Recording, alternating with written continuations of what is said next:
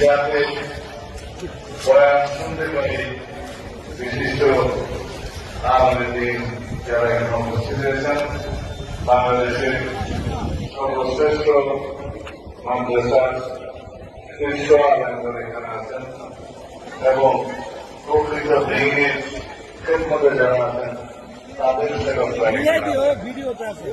যারা ইসলামকে নিয়ে রাজনীতি করেন না তারা এখানে আছেন, যারা দিনকে পয়লা মনে করে তারপরে দুনিয়া মনে করে দিন পয়লা বাঁচবে দুনিয়া, তারা এখানে আছে। সেই জন্য আমি এখানে এসেছিলাম। আমরা বাংলাদেশে সবসময় বিশেষ করে নির্বাচনের আগে ইসলামকে রাজনীতিতে ব্যবহার করার এবং বিভিন্ন তরিকায় ব্যবহার করার রাজনৈতিক ফায়দা হাসিলের জন্য আমরা লক্ষ্য করি। ইদানিং থেকে আরো বেশি লক্ষ্য করি